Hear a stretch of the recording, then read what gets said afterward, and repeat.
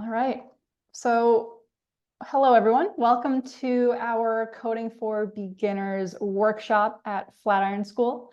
My name is Michelle Pathé. I'm a community manager here, and I'm super excited to have you all here with us. I hope you are ready to roll up your sleeves and dive into some code. Today, I'm going to be joined by Lance Warwick, one of the instructors from our live software engineering program. And he is going to be your guide throughout this beginner's workshop. So I'm sure he's got some fun stuff planned to help y'all kind of get acquainted with the wonderful world of web development and coding and software engineering. So with that, I want to make sure we have plenty of time to cover everything we want to cover. So Lance, I am going to let you take it from here. Next slide. Oop. Here we go. This is me, my introduction slide. And I'm a senior instructor here. I've been with Flatiron. I'm almost up to my 5-year anniversary, which is very, very cool. And before that, I was doing freelance and consulting work in the software field. And before that, I was also a bootcamp grad myself. So I know the experience well of going through a boot camp and changing careers. Um, so before we dive in, if you are interested in coding along with me as we learn some basics, we're going to be building a simple web page today. You can grab this link.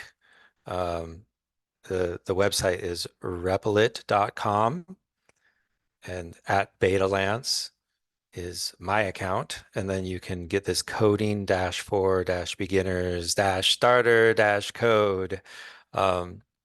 So if you go to that, there should be some code, and then there should be a button to fork it. So you might have to make your own account in order to do that. I think you can use Google and things like that to quickly sign up. And that way you'll have your own copy. You can do whatever you want to it. And you won't have to worry about you know, changing the original at all. Okay. And Lance, sorry to Yes. interrupt. I'm gonna post the link in the chat, just making sure Oh, thank you. Great. this is the right one we got.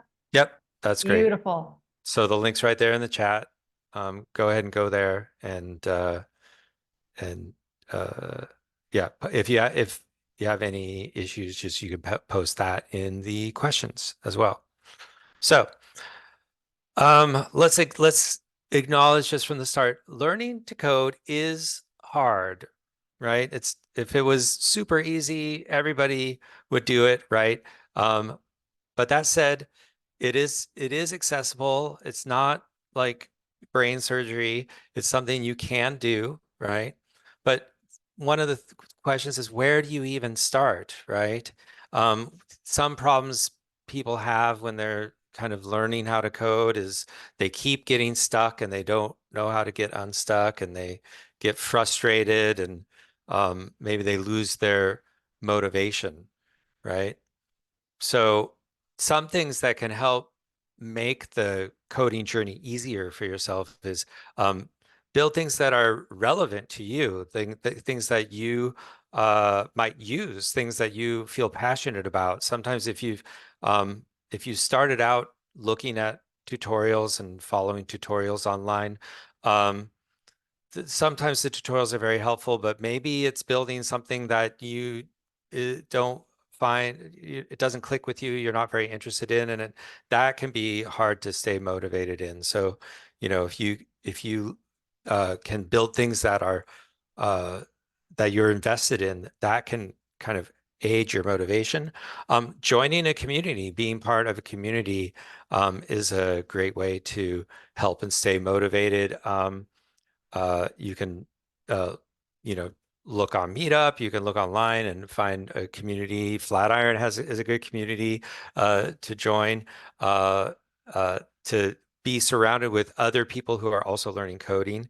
They can be a great resource. They can just be a great source of motivation, and you can help each other along the path when things do get rough, right? And you know, hopefully eventually you will fall in love with code, right? Most of the developers I know, certainly is true for me, we have kind of like a passion for it. Like we really enjoy what we do. It's very like fulfilling, and we get maybe it's kind of like a dopamine hit whenever we like get the code to do what we want it to, or we solve a difficult problem. It's like solving a hard puzzle, and and we get a certain feeling of like personal satisfaction out of that. And hopefully you can experience that too for yourself. And that's very motivating to keep going too. Um, yeah, how to fork it. Let's see. There should be, let's see, I think, let's see, once you create, there's a question about forking it. I'm wondering if it already has created a fork automatically, or once you start typing in it. If you actually open like the index HTML and start typing in it, I think it will automatically create a fork for you. I can't I can't actually do it because it's in my account, so it's hard for me to see to actually do the process. Michelle, maybe you could try it out. Um, yeah, let's give it a go. I know I'm not sure. I can't quite remember if there's a a button labeled fork or if it's just a matter of like I'm seeing change. a green button that says fork. That would be it. Where is it show on your It was screen? in the top right corner. Do you want to show your screen for a second? Yeah, give me one moment. Okay. Let's see. Let me stop my share for a second. Right.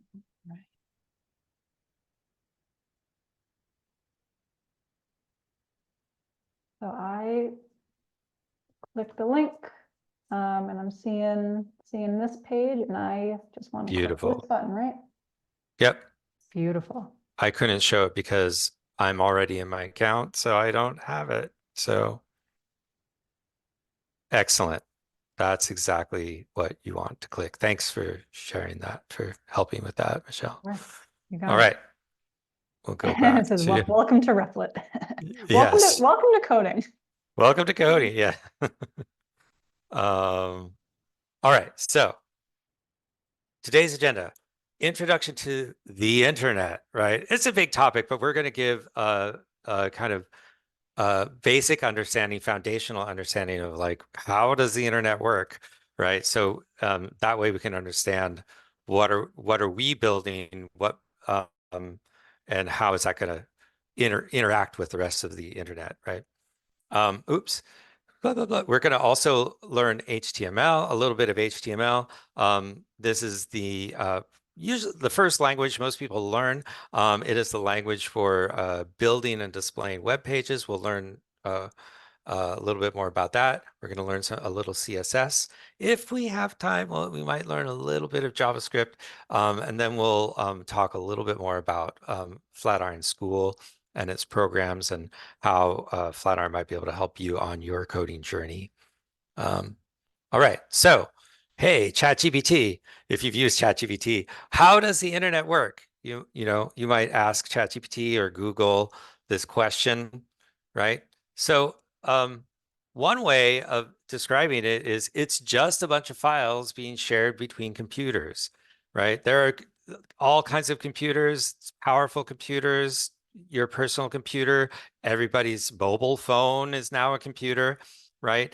and they're all talking to each other and they're all sharing data. They're all sharing information. Some computers, their job are just to store information and then serve it up. And then some computers' jobs, its main point is to enable user interactivity with information with data, right? So the internet is this vast network of all these computers that are sharing information.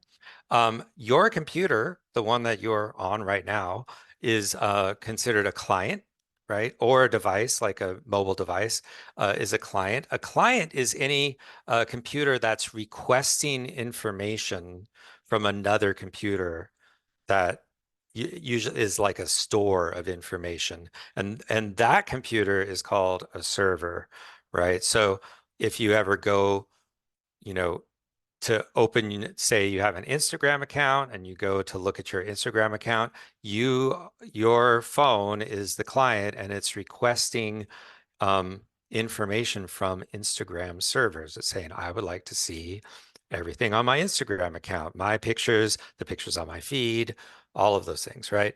So, and then it's the job of Instagram servers to identify you, log you in, get all of those pictures, put them together in a nice, cohesive, like, sequence and send them back to your phone, right? So, so this information gets sent back to your computer, and then your computer has the browser that you use is a piece of is an application that is uniquely suited to taking that information and building it into a web page that you can see and interact with. Right. We're going to be focusing, of course, on the web page part of it. We're just going to be only on the client side of it. Of course, the course that I teach right now, we teach both sides. We teach the client side and the server side, so that by the end of the program, you can build we'd say a full stack, an entire website that can do both sides of the equation. But today, we're going to start with the client side, what you can see in your browser. All right, so the building blocks of all modern web pages. We've got HTML, CSS, and JavaScript. And you might wonder why, what are these skeleton images for? Well, the skeleton on the left is a very apt visual metaphor for what HTML is, because HTML provides the structure. It's the scaffolding. You can think of it as like the skeleton for a web page, right? It describes like where the content, like the basic text, where the links are, things that should be a paragraph, things that should be maybe a heading. And we'll see some of that when we start building our site. CSS is put some style on it, right? You can think of it as like putting some skin on that skeleton, some hair, right? So CSS stands for Cascading Style Sheets. We'll see that later too. And it's what we use to dress up our skeleton, right? Actually, it's kind of amazing how differently you can make a website look based on the same HTML. If just by varying the CSS, you can make the same web page have an entirely different theme, an entirely different look, even though it has exactly the same content. It has the same bones underneath, right? And then finally, and this is the part we'll see how things go if we have time to get to it. There's JavaScript. And actually, the progression of this left to right also is a bit of a timeline of how the web has developed. JavaScript was the later addition to the world of web development of the browser that uh, developers felt like, well, we're HTML and CSS is pretty good, but the pages are pretty static. They're not very dynamic.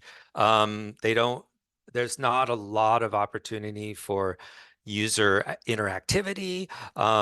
They don't change very much. You just load a page and it's there and it has some links, right? And that's how JavaScript was born. So it began as a language that runs specifically in the browser, and it's there to add more user interactivity, to be able to change what you see in the browser, especially in reaction to user behavior. So when users do things like move their mouse around, click things around, like you've probably seen, in your use of the internet, when you move your mouse around, you hover over a thing or you scroll a thing and different animations happen. A lot of that is enabled by JavaScript, right? So, um, you know, actually JavaScript has the role of JavaScript has grown, and it really drives a lot of what we see on the internet today. All right, so we're going to start by focusing on HTML, and HTML stands for Hypertext Markup Language. So it is its own language. And again, like we said, it defines the structure and it defines the content of what's going to be on the page, right? So let's, without any further ado, we'll go ahead and go to Replit and start writing some HTML. So we already have these files over here. So this is kind of our file browser. Um, this is, a couple words about like REPL and what is it? I have some slides about this. We'll jump ahead. So what is REPL.it? It's a website that allows us to write code directly in the browser. And this is a lot like writing in an online Google document instead of writing offline, like in a Microsoft Word document. Although I guess you can share on Microsoft Word now, but you can code together with people in the same REPL, right? Which makes it very easy to collaborate, which is great. And then you might wonder, well, this word REPL, who came up with that? It doesn't mean anything. Well, it's an acronym.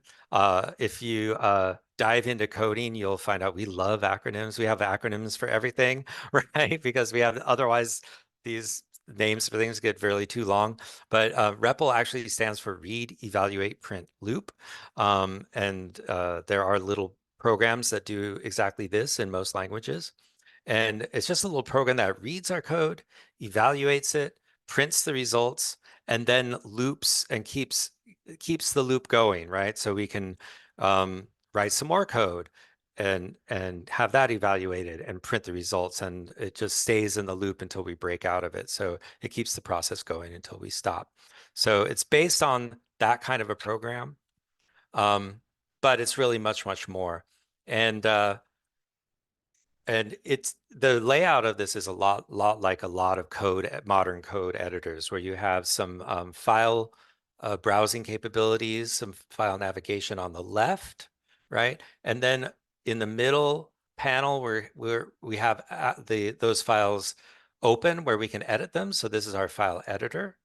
And then on the right is where we're actually going to have our web view. So once we start adding to our HTML, this is actually our HTML being rendered right now. There just happens to not be anything to show at the moment.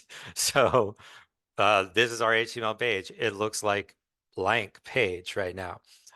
So let's get into the HTML a little bit. So one thing to notice about this as a language is that everything is written as tags, right? And tags are these words with these angle brackets around them. It kind of looks like a greater than and a less than sign, right? So this constitutes a tag. And you notice that a lot of them have, let's do two that are close together, like header here. Let's look down on line 13 and 14. You notice we see the word twice. We see two tags for header. One is like this, and one has slash header. And we would say this is an opening tag, and this is a closing tag. And anytime you have an opening tag, it needs to have a closing tag. And this sets off a whole section, right? So you notice body, its closing tag is way down here. So it's enclosing all of these tags within it, right? So we can also say with our HTML documents, it does have this kind of nested or hierarchical structure to it normally, Hey, right? Lance, do you mind if I Yes. interrupt real quick? Go Is it ahead. possible to like command plus, like zoom in just Oh, one little. is it a little small with my screen? Yeah, let me It see. is for me. I'm not sure about others, but I figured There we that go. looks good to Perfect. me. Okay, Thank awesome. you. I was worried. I know my usual code editor can do it, but this one did it too. Awesome. Um, so uh, now most tags have an opening and closing tag. Some of them don't. This one, notice there's only one link tag. There's no like closing tag to go with it, but you see there's a slash at the end. And so we say this is a self-closing tag. It closes itself. It doesn't need another one, right? But we do have this one called title, and in between the tags now, we do have something called coding for beginners. And if we were to open up this web page in a full browser. Now, this is kind of like I guess we'd say a pseudo browser, this web view tab, because it's really a browser inside of my browser. Then this title would be what you see on the little tab. You know how all of the windows you open have some text at the top? That's the title.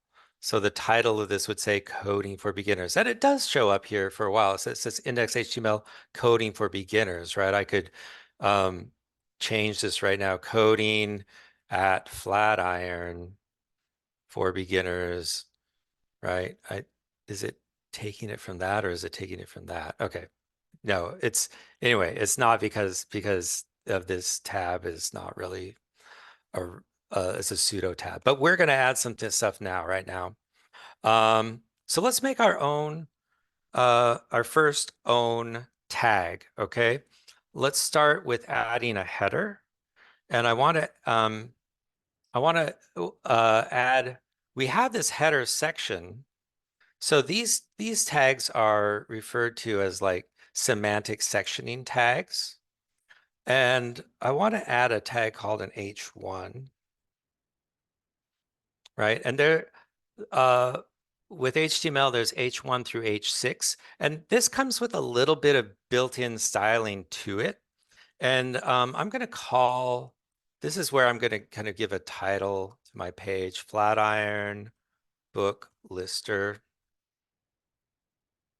right? And then if I click run, we get to see it rendered over here on our web view page, right? And it looks kind of large and a little bit bold, and that's due to the H1. We're going to do additional styling. We're going to change that actually quite a bit later, but that's kind of the default style that comes with an H1, right? Now, if you like to know more about all the tags, this is a great resource. This is developermozilla.org. Okay. It's a great resource for all things web related, anything about HTML or CSS or JavaScript that we're talking about today. And it shows all the possible tags and what they do, what they're for in HTML. Of course, we're not going to use them all today, but it has them grouped by their purpose, right? Some is just metadata of saying, what is this page about? What does it do? Some is to talk about different content sections. Some is to actually say what is some specific text. That's like the H1 that we just did, right? So, uh, I invite you to explore this some more on your own. So let's see. This is a good time to pause. Let me check if there are any questions. Sometimes when I'm on a roll, I miss if there's any question. I don't see any in the Q&A right now. None in the Q&A. I've been keeping an eye on it for you, Lance. Okay, thank you. I'm not sure if you caught this a couple moments ago, but Kimante did ask about adding a line, the slash. Adding a line or a slash, which we are gonna, there is something called like a horizontal rule. Between the headers. So we could add that. I don't know if that's what they meant. That's a horizontal rule. It's used to break up the document sometimes, right? Um, we are we are gonna do. I'm gonna kind of make a logo, okay? And you can use a if you want to keep different elements on the same line, you can use a tag called a span, right? And this is where I'm gonna put in 2 slashes, right? But I want to make sure these are bold too. So I'm gonna give them a tag called strong. Okay. Actually, so I'll just put my 2 slashes in there, right? Right. But I'm gonna have to do some more styling later on to make this show up the way that I want it to, right? So we'll get there. It's not quite there yet. We're not quite there to styles. Um, I do want to go down into main and show a different kind of tag called let's see, an unordered list, which is abbreviated UL, right? And because this is like a book lister app, we can list some books in here. So inside of an unordered list, you have list items, right? So we'll list some uh, books. The Year of Yes is one that was out in recent years. Okay. Where did there we go. Right. And you can populate this with whatever books you want to. Poet X, good one. LI. I'll just do a couple more so we have a good list. The Goldfinch. And let's see. Look to Windward. Okay. And then when I click run, we'll see, right, a bulleted list appear, right? So this is like the default uh styling that if we don't change the style, this is the default styling that just comes with these tags, right? Here's an unordered list, right? Now we could change this to an ordered list. Oops. Anybody guess what an ordered list will do?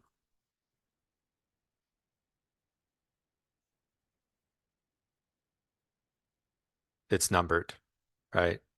Because now they have a certain order to them. So it'll just number that instead, right? But I want to keep this as an unordered list. Oops. I thought OL seemed like. Oh, I can do this. Okay, there we go. Cool. Now there's another kind of tag that could be quite useful, and it's called an anchor tag. And it's how we turn something into a link. So I'm going to wrap this, the Year of Yes. So we still have a list item, but I'm also turning it into a link. Okay. But how do we say what we want it to link to? This is now where we have to add something called an attribute. This is the first time we gave an attribute to a tag. So inside the opening tag, we define an attribute. And an attribute always first has the property name, then an equal sign, and then the value that you're giving to that particular attribute. And in this case, I have in my notes, I happen to have the URL, which means the web address to Google Books for this particular book. So I'll stick that in there. Okay. And now if I run this, you'll see this now is underlined. My browser knows I've clicked on this before because it's not blue. It's purple, right? So the year of yes is now a link, which if I click, will open up in another, for me, it opens in another tab. And here's the Google Books site for that book, the year of yes. Okay. Right. And this is something that, like the very first early web pages were full of these links, right? To go places. All right, let's see. Now to our our our book listener app is coming along, but it doesn't have anything that looks like a menu. I see I have a section for nav here. So in order to create this, I'm going to create another UL, another unordered list with some things that would maybe be um, navigation elements like menu buttons eventually, right? Um, and so maybe one would be like a My Books page if we had some functionality for that. Let me make a couple really fast here. And we can change the content of the other ones, maybe an info page, right? We're not going to have time to really build all these other pages, but usually there's like a sign up page or something, but it's the kind of things you would see in a menu, right? But when I run this, right, it just looks like another list with a bulleted list. So it doesn't look very much like like a menu at this point. So this is where we would want to really start using styles to change this up a little bit, right? So um, let's see. The first place you could put a style is right in line with your nav bar, right? So one thing we could do is we could say you can give a style attribute, right? So we could say, um, let's see, background, style equals, right? And then we would say background color is slate gray.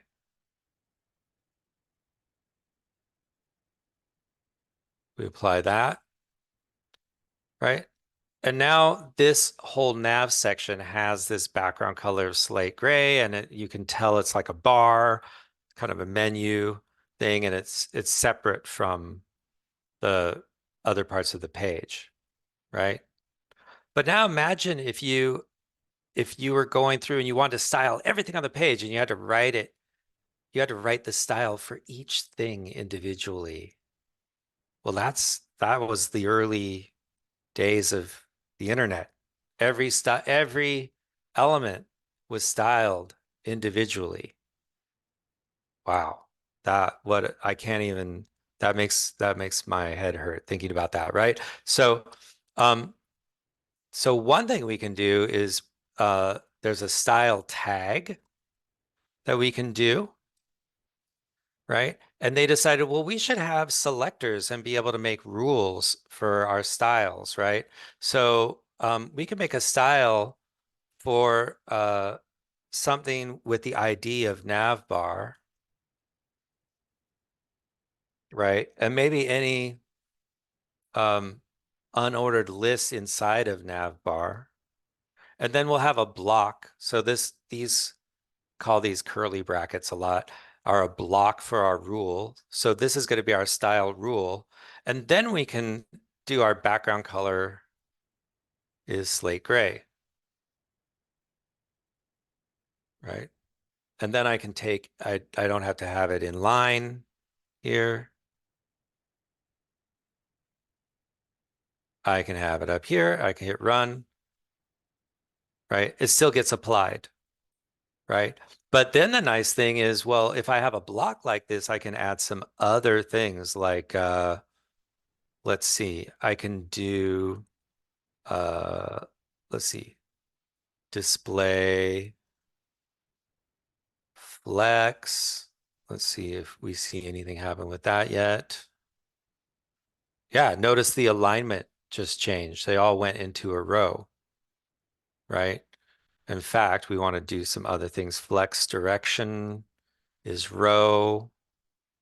Uh, let's see, we could do align items is space around.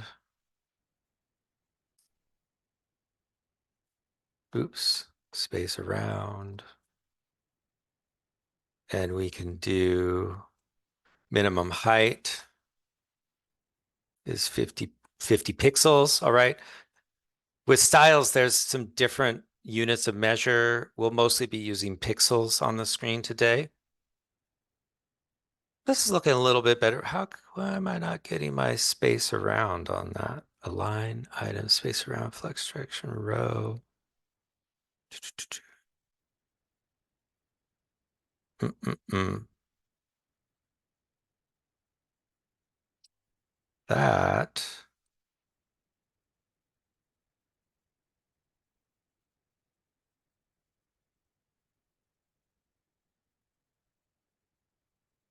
it should be a little, oh, let's do, oh, I see, I see, I see, I see. Okay, there's some more stuff we can do here with our rules. But so now we can have more attributes defined, right? But now if we had all these rules for all kinds of different elements, people felt like, well, now this we're going to have this style tag. It's going to be filled up with all these different rules. Wouldn't it be nice if we could move that all onto a different file? And that's why we have a style CSS Hey, file. Lance, Yes. sorry to interrupt Yeah. before we get into this exciting new file. Right. Is there a way, I'm wondering to kind of copy and paste what we currently have in the chat? I think some folks are wanting to kind of keep up with the code that you've currently written. Ah, Um, like this whole page. yeah, or maybe just kind of maybe the header um, that you built out just to kind of keep folks a little up to speed. Yeah, sure. I Let's see mean, what happens. I can do the whole thing. Uh, the indenting will be messed up, but all the code will be there.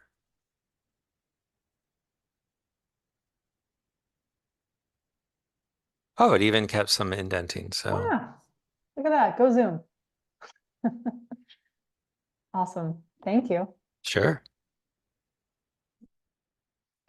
Let's see. Let's see. So we are going to, so what we can do is we can move this now. I'm going to copy it. I'm going to put it in this other file. And then what we want to do is link, right? And that's what this link tag is for. And we just have to tell it where is this file or what is the name of this file, right? And this is really the way um, most modern websites do it these days. So we say, here's a style sheet. It's in this file, right? What type of file is it? It's a style sheet. What what are you going to find in there? A text that is CSS. So I run it.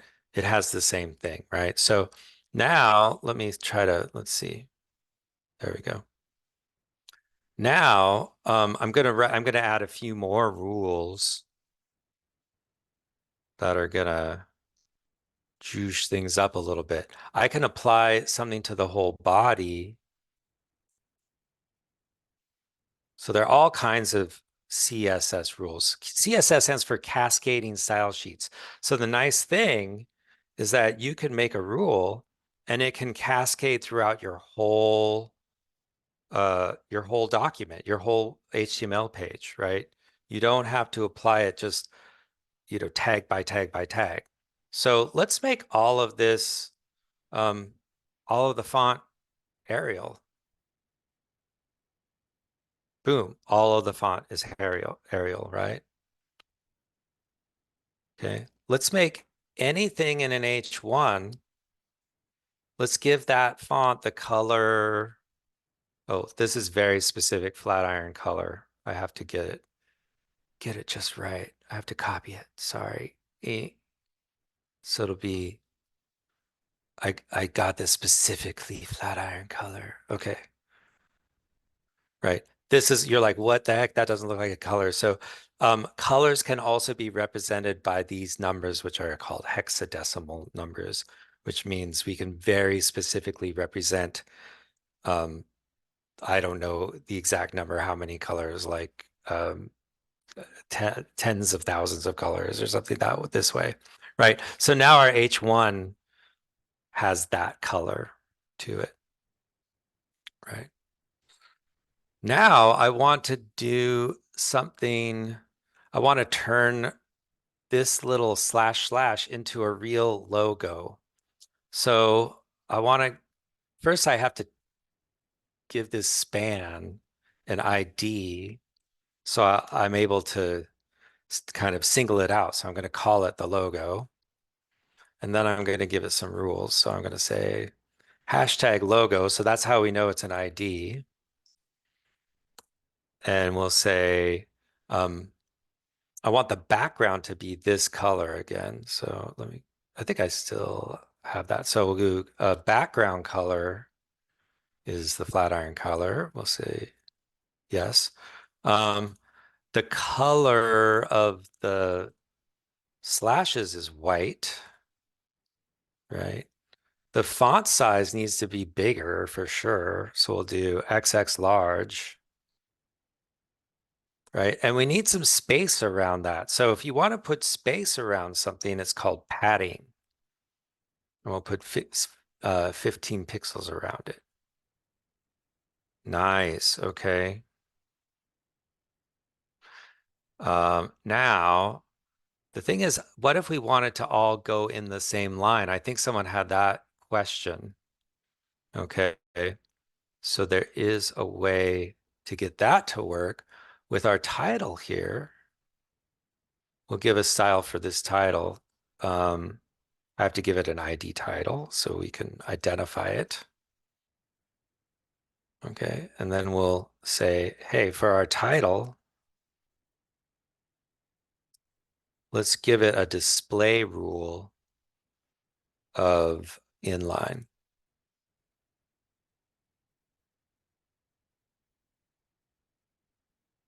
All right. So I think, so we finally got there. Someone had the question earlier, how would you make that, two things show up in the same line?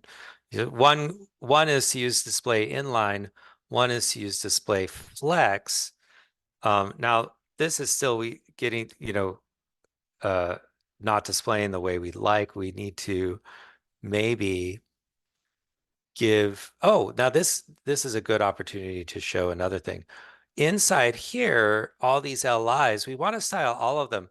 I don't want to give these all IDs because IDs are meant to be very, very unique on the page. Like there's only one thing called a logo. There's only one thing called a title, but I can give them a class and that way everything will be applied to them the same. So I'm going to give them a class called nav item. Okay. And I'll copy and paste that to the other ones.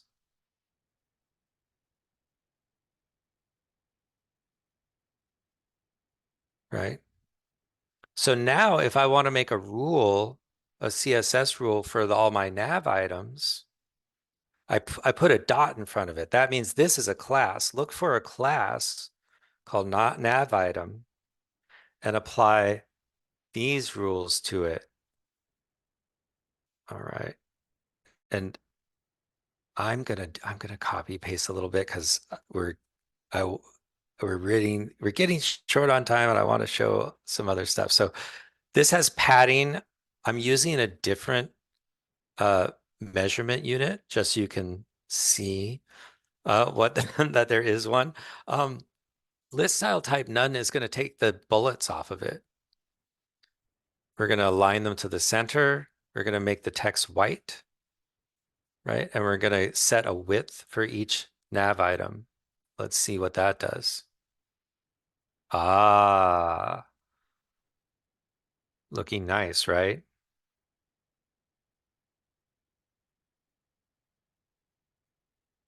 Cool. Now they look a little bit more like, oh, this could be a menu bar, and these could be things we could click on,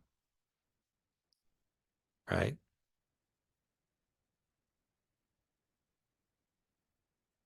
Right. Now, there's one thing that we haven't put on our page yet that is a big part of every modern web page, which is a image, right? Some we want visuals. So far we have text. We've done some nice things to the text, but what about getting an image on there, right?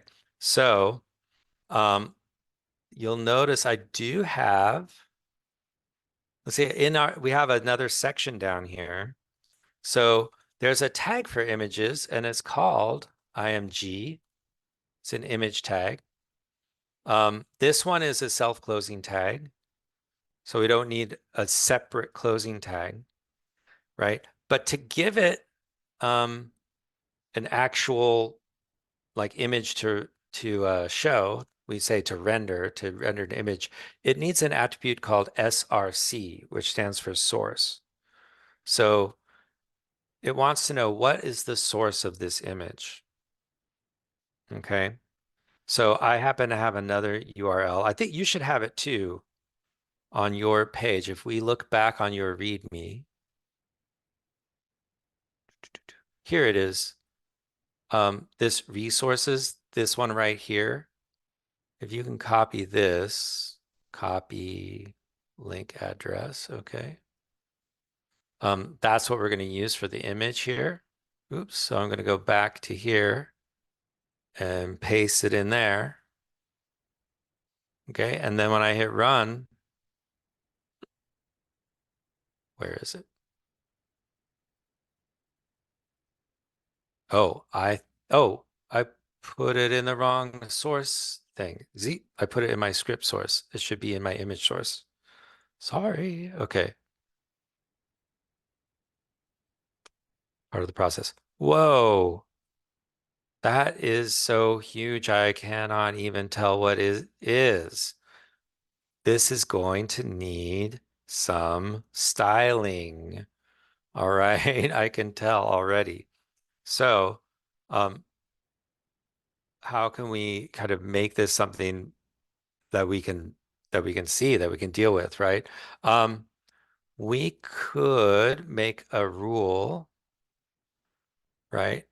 We have a section, so we could say our rule could be um, look for a tag section, and any image tags in there are going to get this rule. And we could say, um, let's see, it could have like a maximum width. And this time we could say a percentage of the view width, right? So this is actually going to look at how wide is your browser. And we're going to say 80% of whatever that is. Okay. So let's see, what does that do for our image? Hey, now we can tell it's the spines of a bunch of books on a shelf. Very nice. Very nice. Okay.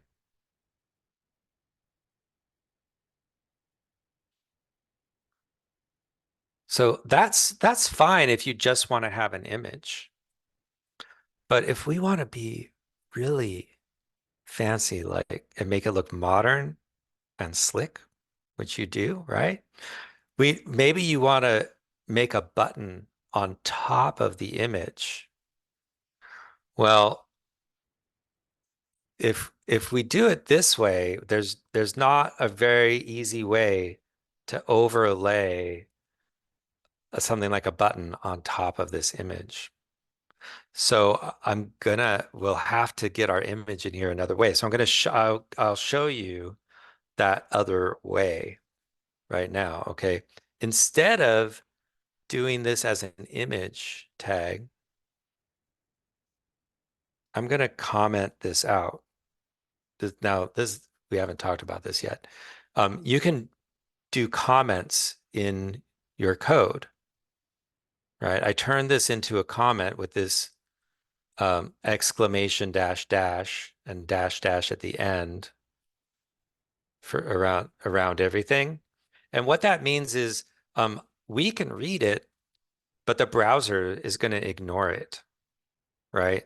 So it's a comment for other developers to read, right? So if you write some code and you want to kind of, you don't want to delete it, but you don't want it to run, or you want in this case you want the browser to ignore it, you can just turn it into a comment, right? Do I have other comments in here?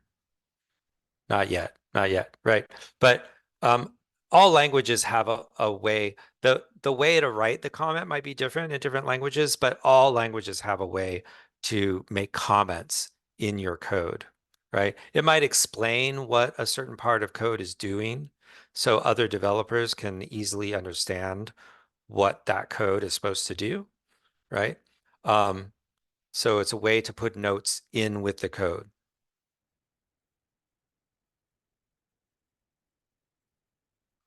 Oh, someone said they're not able to copy from the chat. Oh, that's too bad. I think I think there's three dots next to the code snippet I put in the chat. If you click on the three dots, you may be able to copy that message from the chat. So inside this section, we're going to make another kind of element called a div, right? This is a kind of tag that doesn't have any styling. It's used a lot just to create a container section that you can do kind of anything you want with.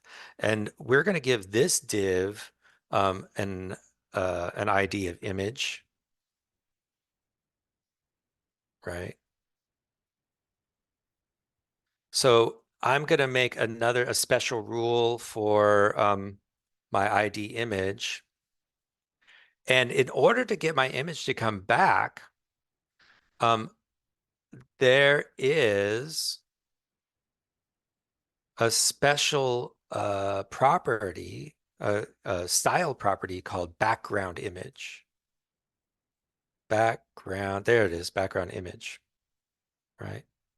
And so I can do URL and I do parentheses and quotes again, and then I can put this same address where that image is and put it in here. I'm going to need this max width again. I'm going to copy that. V. All right. And now I run again. Where did it go? Oh, I know what the problem is. My image doesn't have any height. I have to give it, so it's actually there. You can't tell it's there. How do I know it's there? I can show you. Dev tools, elements, div body, section, right? It's technically there, but we just can't see it. Okay. So uh anyway, I make the dev tools go away. So we need to give it a minimum height of at least, let's say, 50% of the view height. Let's see if that's too much. Let's see. Yeah, that's a little maybe too much now. Let's see. What do we want? 25% view height. Oh, well, that's not the issue. Let me see. Oh, I think we need to do something with the background size. Background size. Cover. Okay, this will help. Lance, I got a good question from Oh, yes. Rose. Can you do inches or centimeters instead of percentages for these Those, measurements? yeah, that's a good question. And those are not measurements that styles work with. They they and I'm wondering why they don't. But pixels is one. Um, Percentages of the view of the screen is another one. These EMs are another one. And here's another really good reference on CSS. And trying to remember what all I was going to show you. These are like the parts of a CSS declaration, a property and a value, right? And they go into a block.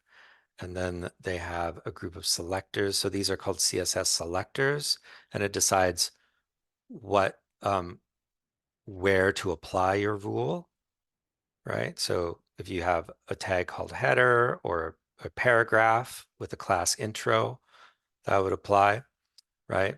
But let's see, we could what are CSS,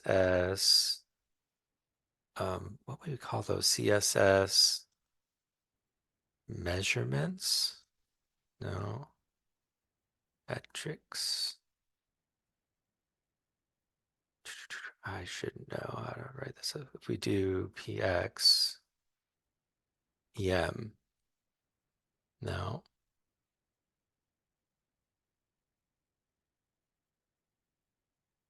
yeah, no, that's a good question, but CSSEM, sizing items in CSS. This is a good, okay. This would be a good article. Why don't I drop the link to this page? Because I think that'll answer that question. Oops, I did not get it.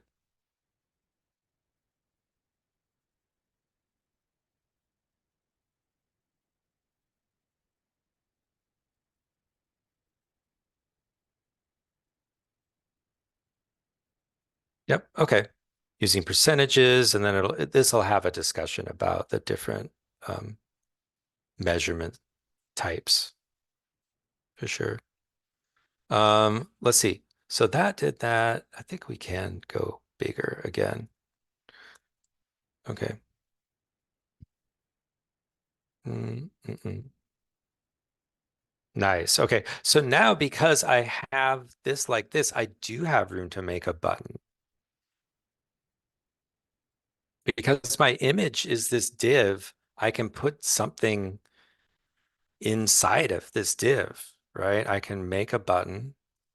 So there's a tag called button that creates buttons, right? I can have this button say, um, let's see, maybe I wanted to have strong text. So I'll give it the strong tag too. And it'll say switch nav bar color. Okay. And let's see what that would look like. Oh, look, it's up in the upper left corner. Switch nav bar color. Well, that's fine, but that's not what I really had in mind for my button, right? So let's see how much cooler we can make it look with some styling. So there's only one button on my page. So I will just make a rule for button, for a button tag. This would apply to any button tag, right? I'm going to make the background color transparent. Isn't that cool? Transparent, right? And then I'm going to make the text color white.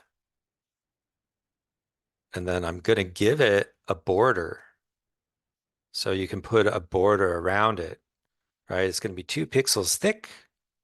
It's going to be solid, and it's going to be white. Um, it's going to have a different font just for the button. Font family, Courier, Career new. I like that. Okay. Yeah. Well, how come now it fills in like that? Okay. Huh. What else? Let's see what that looks like.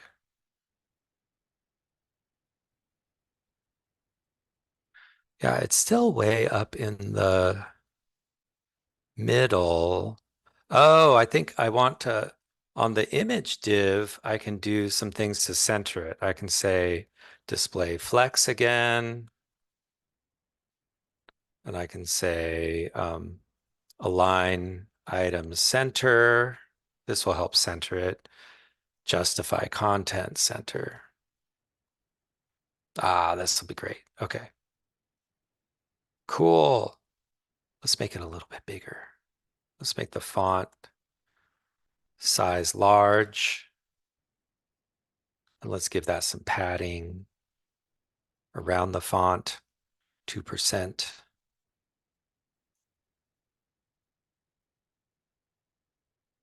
Cool. So now we have a button floating over our image.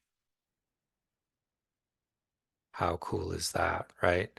Um, Unfortunately, though, our button doesn't do anything yet. And that is where some JavaScript would come in, right? Now, Michelle, how much longer do we have? We've got just under 25 minutes. I believe we wrap up at 1:30. Just under 25 minutes. How's everybody feeling? Do you want to see a little bit of JavaScript and make this button do something? Or are your brains full right now? I think we should make the button do something. Rose is saying, sure. Okay. All right. Let's get into some JavaScript. Rose is for it. Kathy is for it. Okay, great. Awesome. So I've got another file here for my JavaScript. Now, this is another case where just like with the style tag, we could, uh-oh, don't, okay, I was afraid my trackpad was gonna do something weird. Okay, just like we had the style tag before and you could write all your style on here, there's a script tag and we could write all our JavaScript in the HTML document. But that is not really the common practice. That kind of goes back to the early days of JavaScript and when you would just only have a little bit of JavaScript on the page. But now, usually there's quite a bit of JavaScript in a modern website. And so usually the JavaScript is written in one or even more than one JavaScript file. And we're going to follow that. So the way you make sure your JavaScript is getting run with your website, with your HTML, is with this script tag, and the script tag also gets its source, its src. And similarly to how we linked the style sheet, we just have to kind of name the file. So we just say script.js. And that means now when this page renders, it will also load up what other JavaScript we have and run it, which is now nothing right now. Um, yeah, I think that's enough to say about that right now. There's more to say about that, but that's enough. That's enough to get started with. Okay, so you would just put a script tag like that at this location, right at the bottom of your body would be the best place to put it. Cool. Oh, and also these just naming it like this works because all these files are in the same folder with your index HTML. If they were in a different folder, you could still do it, but this would get more complex, more complicated to tell it where to go find that file. So, um, keeping it simple, keeping everything in the same folder, then you just have to name the file and then it's easy to do that. So going to our script, our JavaScript, let's see. Let's let's see. Da-da-da.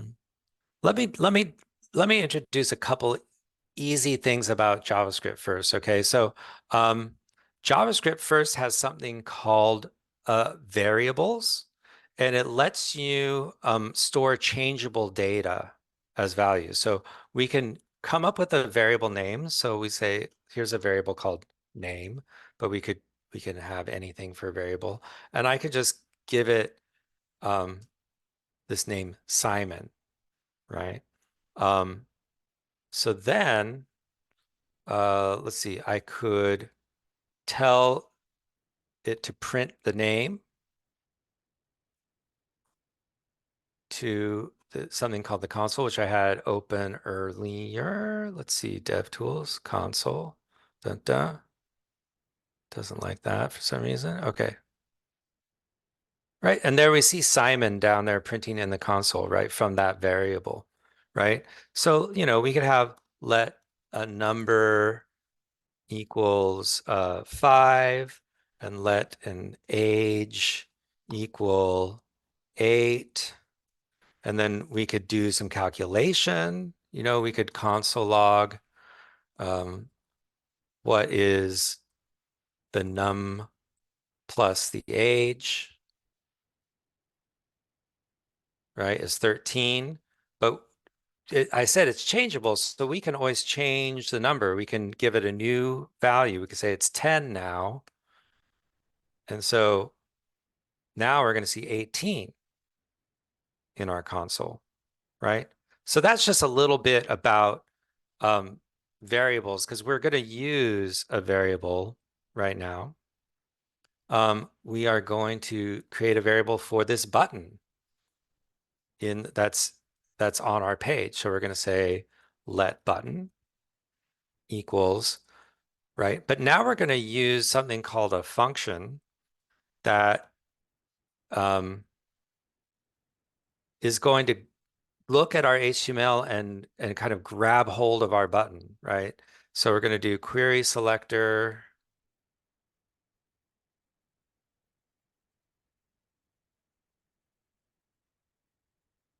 All right. And now let's see what happens if I console log button.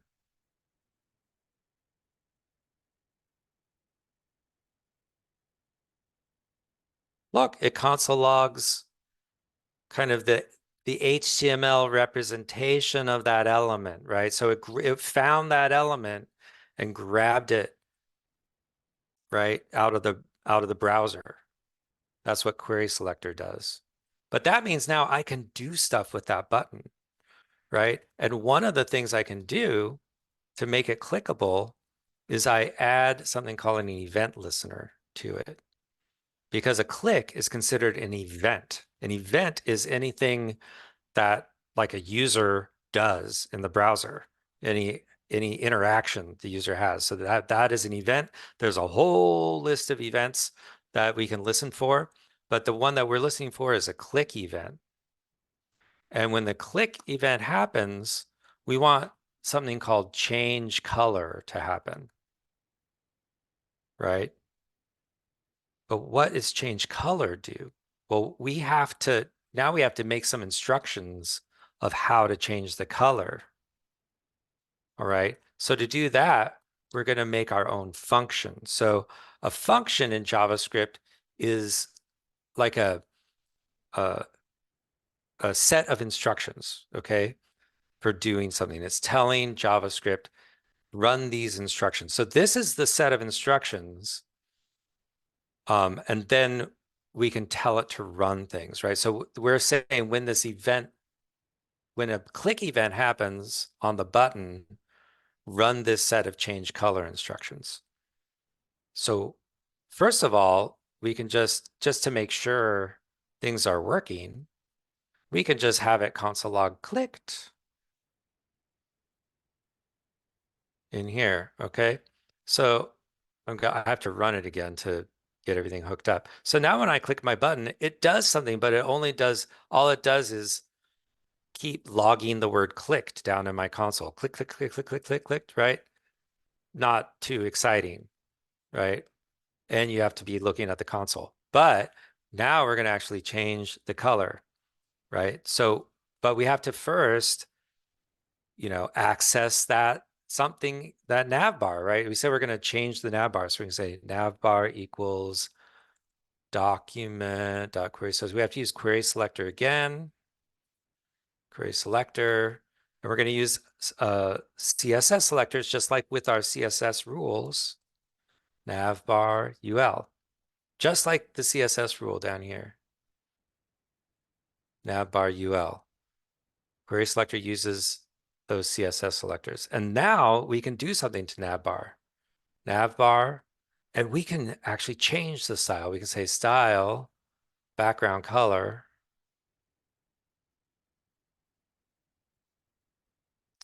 equals, and I'm just going to make it red just to be something dramatic, right? If we had more time, I could do something that would like generate some random number and grab a random color. That would be very cool, but we kind of don't have time for that. So now if I run this, right, it's not going to happen right away, but it's going to happen when I click on the bar. Cool. It doesn't, I don't have a way to switch it back, but I can reload the page. It starts out gray. I click my button and it changes it to red.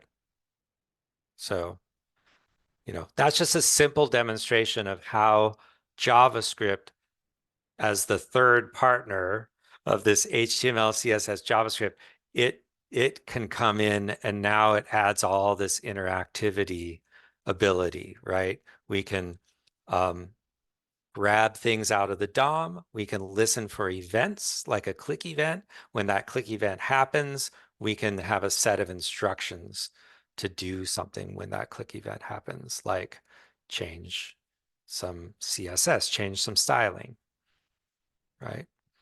So, but we're just scratching the surface. Like there's so much more that we can do. I get excited and it's hard to hold back. I'm like, oh, but there's so much, I want to do so much more, but we can't, we're running out of time. So, so I think that's where we'll have to kind of like wrap it up here for today. But does anybody have any more questions? I mean, I'll just say for about an hour's worth of work, I feel like we got a lot done. I hope so. Good. This Um, should this I the idea is to give you enough that you can use this as a play box now, like a sandbox, and play around, like add more tags, make paragraphs, make more headers, try to add more event listeners, click on other things, right? I really believe in tinkering as not just a valid way, but a excellent way to learn things. Learning by doing, learning by getting your hands on it. So, take this and then just let your imagination go. See what you can do. yeah, Okay. I just dropped a link to our website where we have some free like practice courses where we Yeah, cover a lot of the entry level stuff. we have some. Um, Yes. Oh, I forgot. We do have I forgot these slides about CSS. I just described it, but um yes, now it's time to celebrate. We had a lot of progress today. And now I know there are some slides, Michelle, for that you want to talk about. Yeah, Right? yeah. Okay. I can keep it quick. Actually, before we get to that, I do want to, while we have time, I think we have the opportunity to ask some questions. I can either ask Lance about our web development and software engineering program. Lance has, as he mentioned earlier, been a teacher at Flatiron School for a while and has worked with lots of students who changed their careers. So I'm sure he could speak to a lot about that experience. Um, I'm also happy to kind of answer any general questions about Flatiron School, or if people have just more questions about some of the code that we wrote today. We actually are able to, Rose, I see your question in the chat and I'll get to it in just a moment. In your Zoom window, there is a button that says raise hand. And if anyone wants to ask a question using their microphone instead of typing it, you can just click that raise hand button and we can give you access to speak out loud just to keep it a little more interesting. But Rose, to answer your question, the courses that we offer are software engineering, data science, cybersecurity, and product design. So if you go to our site, you can read a little more into kind of the details about our data science program. I will say that the careers that a lot of our data science graduates take very much varies. And some do kind of end up going into data analytics. And I'll throw in there that in the software engineering program, we do teach Python for that server side of everything, but we're applying it to really managing the database for the most part and sending data to the client. But the nice thing about that is that Python is one of the prevalent languages in the world of data analytics. It's also taught in the data science program, and it does give you that flexibility of branching out into machine learning, into data analytics and data science, if you decide to go that way, you know. Yeah, and Rose, if you're interested in the data side of things, I'm going to drop a link into the chat that I already shared out. But we do host a really fun event every month where students in most of our disciplines will kind of showcase their final projects, and the data science students will show up and kind of give some presentations. So if you're kind of curious about seeing what the final product of a bootcamp experience might look like, then definitely hope to see you there. I did see someone else had raised their hand and then put it down. I hope they raise it again. Unless we already answered their question, but Unless we are. There we go. Frederick, I knew I saw one. Let's see if we can. I'm going to hit allow to talk and ask to unmute. Frederick, what's your question? Can you hear me? I can, yeah. Well, I'm in one of these predicaments here. I'm about to leave another job soon. I got this thing about the age thing. I'm a little afraid of that. You know, I'm about to retire soon. I'm 62. I'm always playing with computers. That's my hobby. And some of the stuff he was doing, I knew about the close tag, stuff like that. I play with it all the time. But I'm just saying, for a guy like me, I mean, it's like, okay, I want to do something. I don't want to sit around the house. I don't want to die, but I like this. This is something I can use all over the place. And it's kind of interesting what he was doing. I was amazed at what he was doing because he taught me a little bit about JavaScript in a different way. I was scared of JavaScript. He just taught me in a different way, you know, how it functioned. I know there's more to go to it. If I did HTML a lot of times, you know, I made little sheets here and there, you know, just put in link, hyperlink, stuff like that. So I have been, how you said, I play with it. I'm a tinker. I mean, I'm a tinker. So right now, not career, I am kind of looking for another career. I'm about to leave this career soon.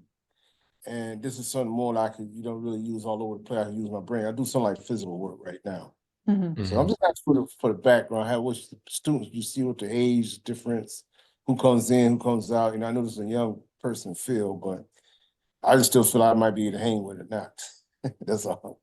Yeah. But I'm still gonna do it now. I'm still gonna play with it. yeah. You know, I'm still gonna play with it. Yeah. I can speak from my own experience. I don't know what the statistics are, but I did my boot camp when I was 49, right? So I started job hunting as a boot camp grad when I was 50, right? And I do think it took me a little bit longer than some of my classmates. And maybe some of that was because of my age, but I found jobs, I found work, and then I ended up here at Flatiron, and I couldn't be happier. So You know, I don't, you know, I think you can do it. And I'm not the only one that I know of who's done that, who's changed careers later in life and done that. In fact, I know we have another instructor who did the same thing. You know, Nancy. I Yeah. I was just about to jump in and say, Frederick, um, in a couple of weeks, I'm going to be hosting another workshop. It's more of a talk, but it's with one of our instructors, Nancy. And the topic of the talk is coding at any age. And you know, she's Yeah. going to be talking a little bit about her own journey and her own experience, kind of getting into a technical role, kind of after raising her family. Right. So yeah, so I keep an eye out. I think we'll, you know, send out some emails once the event is live, but it'll be on our website. But yeah, I think it sounds like you and Nancy could have a good chat about Yeah. making a change like that. Yeah. And you know, I don't want to, you know, raise expectations like this is like a overnight kind of transition. Like it, Yeah, you know, I understand. I had my nose to the grindstone for a while, but you know, it all worked out great, you know. So, you know, but you know, you have to make it through the boot camp, and then the job hunt process is its own thing. So, um, you know, so you gotta plan that it's going to take a little while, but it can't just happen overnight. But if you got the grit and the determination, you definitely can do it. Thank you. Okay, it's just a little worried. That's what I'm just kind of saying. Is it, Yeah. if you know, like I said, some days I should be fishing, but I don't want to be doing. I mean, I don't mind fishing, but I just don't want to sit around the house and want to use my brains now, you know? Yeah, Yeah. totally. Yeah. Okay. Cool. Thank you. Yeah, And I of think my course. email, I send my two of my emails, so when they do come out, I'll be looking for my email. Yeah, Okay. Okay. I'll sounds send good. both. Thank you. Thanks, Frederick. Oh, Um, Um, yeah, I mean, like we just kind of talked about a little bit with Frederick. Flatiron School is here to kind of help you launch your career in tech, whatever that looks like. We have a couple of different courses. We have different options for courses. So let's hit the next slide. So as I mentioned earlier, okay. our software engineering, data science, cybersecurity, Oh, going back there. This one. all good. Cybersecurity and product design courses are available. All of these courses are offered at a full-time pace where you'll kind of be learning roughly 9 a.m. to 5 p.m. Sometimes the hours differ. We also offer a more flexible kind of self-paced type course where you'll have up to 60 weeks to learn the material at your own pace, but you still have an instructor with whom you can connect, a career coach, a student advisor. So you still have all of that support available to you while you work through your program. So yeah, I want to revisit a couple of these links that I shared Okay. before we wrap up. Lance, I think Do I your have it? job here is done. You did a great job Oh, driving those slides. okay. I'll No, stop you're my good. share. You're Stop good. my share. Okay. Yeah, so we host lots of events, both virtually and in person. We have campuses in New York City and Denver. So keep an eye out on our website for any upcoming events. Let's see what else we have here. I already shared the final project showcase. I hope to see some of y'all there next month. And if you want to kind of have maybe a more private one-on-one chat to talk about the different Flatiron School programs, see if it's the right fit for your next step, then you can actually just book a 10-minute call with someone from our admissions team, and they have all of the facts, all of the information that you'll need, and they'll be able to kind of answer more of those maybe more detailed questions that you have about being a student at Flatiron School. So with that, I think we are just at time. So Lance, thank you so very much for jumping into that with all of us. And yeah, keep an eye out for the recording of this event. We're gonna send it out via email. And I really hope to see y'all at another event soon. Thanks so much for coming out, y'all. Thanks.